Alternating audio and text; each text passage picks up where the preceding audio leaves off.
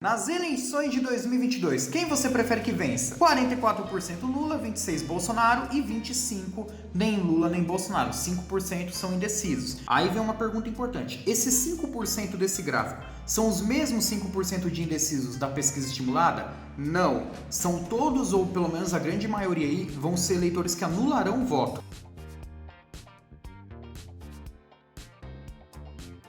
E por que eu falo isso? Porque esses indecisos, na verdade, eles falam, eu não sei, eles meio que assim estão, vamos dizer assim, desculpa o termo, mas eles estão cagando pra política e eles não estão nem aí pra isso. Eles nem sequer vão opinar se eles querem Lula, Bolsonaro ou nenhum dos dois. É basicamente isso, mas isso não são todos, tem exceções, mas em tendência a grande maioria faz isso. E por que esse 5% é certeza que não são os mesmos da pesquisa estimulada? Porque em outras pesquisas, esses 5% já foram 9%. E a tendência de brancos e nulos no Brasil é de 8% a 9%. Portanto, bate com essa tendência. Continuando a análise do gráfico, é óbvio que esses 44% do Lula, os 26% do Bolsonaro e os 25% do nem são eleitores estimulados, ou seja, eles já receberam a pesquisa estimulada, estão com o sentimento estimulado basicamente encarado nessa pesquisa. É só você ver como os números batem. E aí vem uma questão que eu não posso deixar de lado, a rejeição do Lula. Nessa pesquisa bateu. Lembra que há um mês atrás eu coloquei um vídeo afirmando que o Lula tinha 51% de rejeição? Depois, se vocês quiserem, vocês podem ver por aqui. E cravamos. Agora a Genial bateu com o que a gente falou um mês atrás. 51% dos brasileiros, de fato, de acordo com a Genial Quest, rejeitam o ex-presidente Lula. Então não é aquela rejeição de 42%. É uma rejeição de 51%, porque 26% que votam no Bolsonaro jamais vai querer Lula para presidente. Eles podem até votar por impulso, assim, num sentimento assim de raiva do Bolsonaro, mas eles rejeitam o Lula. A grande maioria esmagadora desses 26% que escolhem o Bolsonaro hoje realmente são eleitores que rejeitam o Lula. E claro, nem Lula nem Bolsonaro na própria alternativa já está dizendo isso, então não precisa nem explicar. E aí vem uma questão que é a seguinte, que eu não posso deixar de explicar. Por que o Bolsonaro tem 26%? O pacote social, Auxílio Brasil, o perdão do FIES e todas essas coisas. E claro, o povo vai caindo. O Bolsonaro ele vai ter um momento muito maravilhoso nesse primeiro semestre, porque as manobras eleitorais que ele vai fazer para poder chegar a 30% dos votos vai ser muito grande, porque o teto do Bolsonaro no Brasil é de 30 e poucos por cento, eu acho que é de 30 a 33%, eu chuto por isso daí. E com isso ele estaria no segundo turno, mas em compensação ele perde no segundo turno pro Lula. Por quê? Porque são duas figuras praticamente conhecidas no segundo turno, e aí você já tem um resultado mais realista. Só que quando chegarem as eleições, o horário eleitoral pode mudar a sua situação,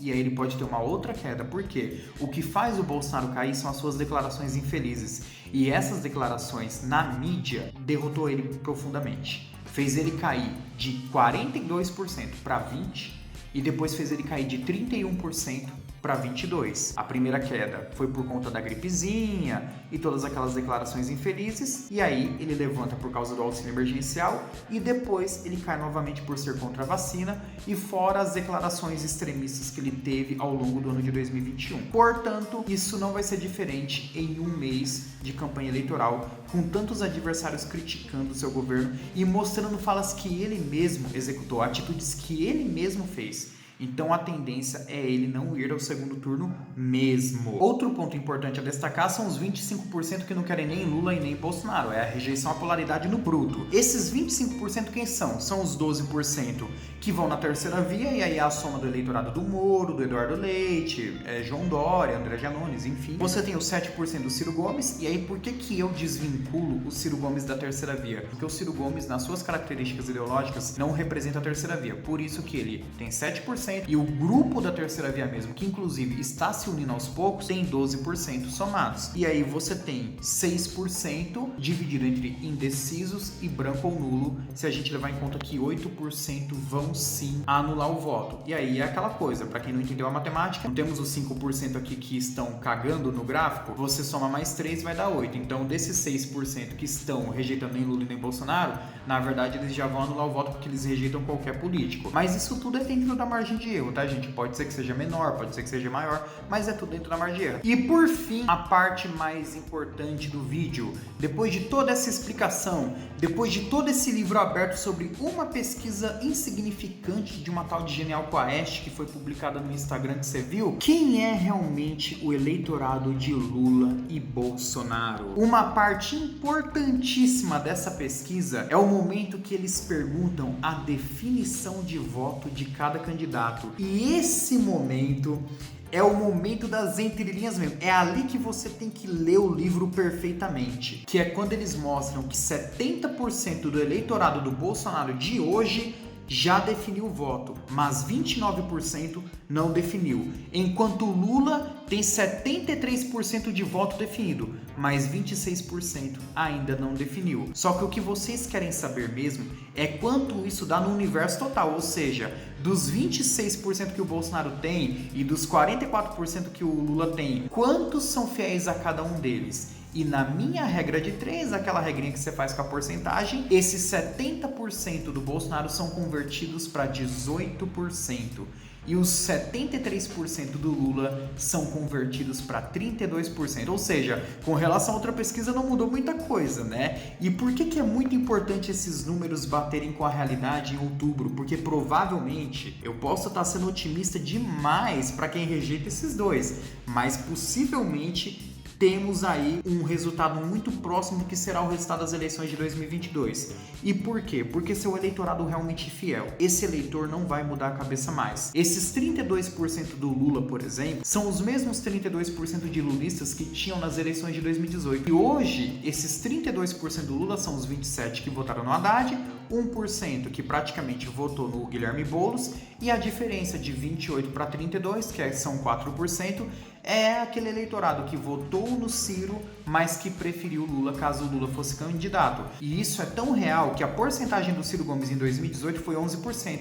Hoje ele tem 7%. 7 para 11 dá quanto? 4%. Então quer dizer, esses 4% que votou no Ciro e hoje estão com o Lula são bem reais. É o eleitorado ciro-lulista. É aquele eleitor que prefere o Lula, mas sem a presença do Lula, ele opta pelo Ciro Gomes. Então, praticamente está muito dentro da realidade que o Lula, na verdade, tem 32%. Já no caso do Bolsonaro, esses 18% é o eleitor fanático dele. E faz margem de erro, inclusive com duas situações. Os 19% que votam espontaneamente nele e os 17% que acham que o governo foi melhor do que o esperado. Ou seja, essa é a casa do Bolsonaro, é desses 17% até os 20%.